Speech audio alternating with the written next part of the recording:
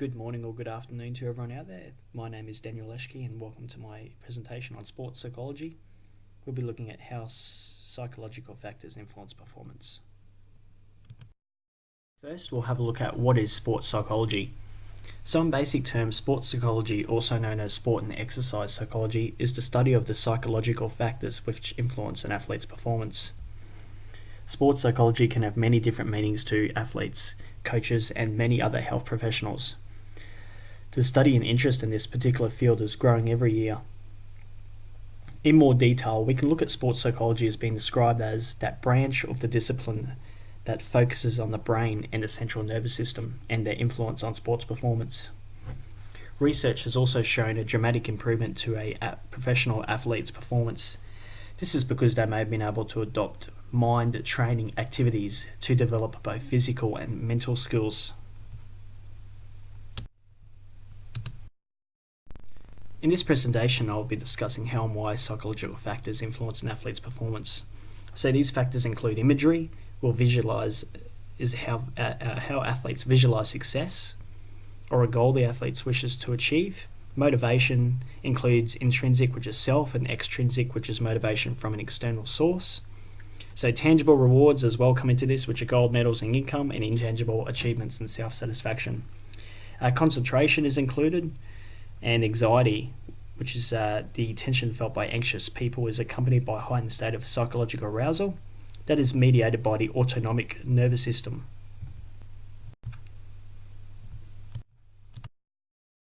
So now let's look at why is sports psychology important to physical education.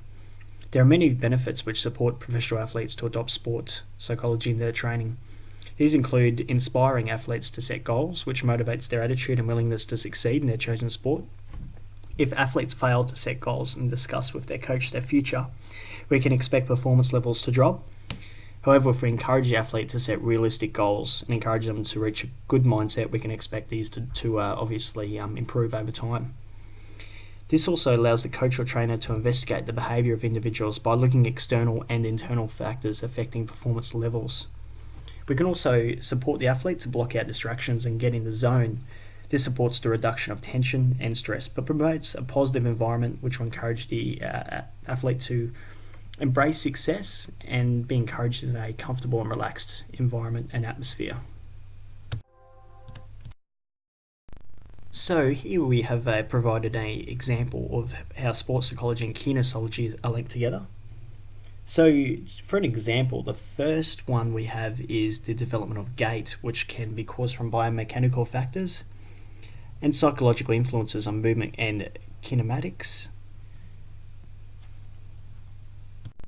And in the second example there, we've got leadership and cohesion, which can be linked to social cultural factors as well. So here we've got a good example and a good understanding of the links between kinesiology and sports psychology working together.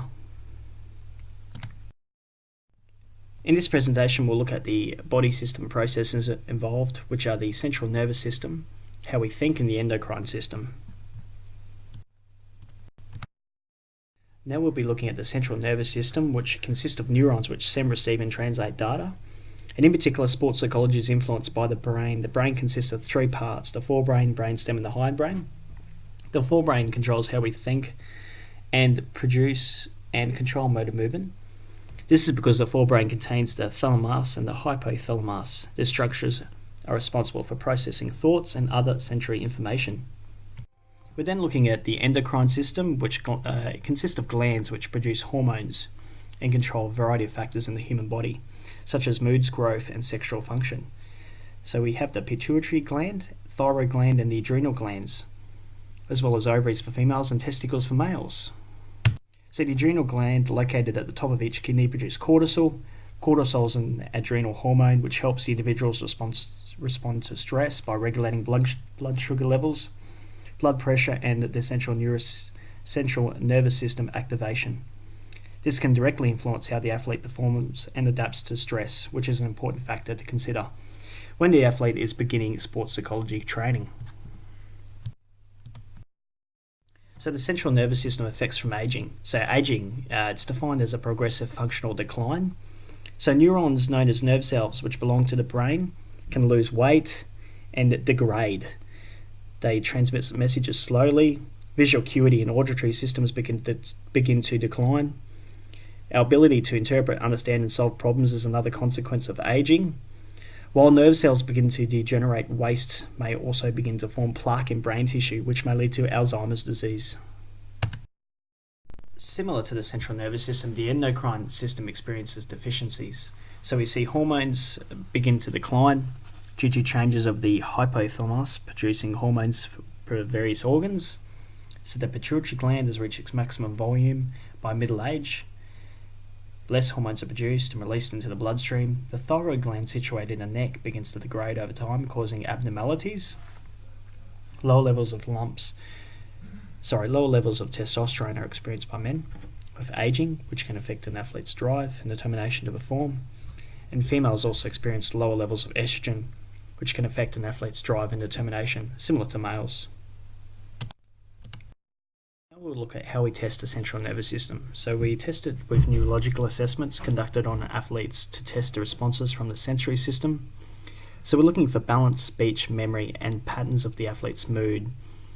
We're also assessing possible damage to either of these systems, which includes sensory systems as well as associated motor responses.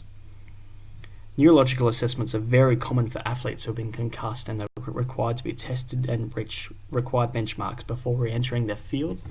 So these tests are usually conducted when a player experiences an injury or gets knocked out, and they're referred to a trainer or a doctor who can make the final decision upon their results of the central nervous system being tested, which we now know as neurological assessments.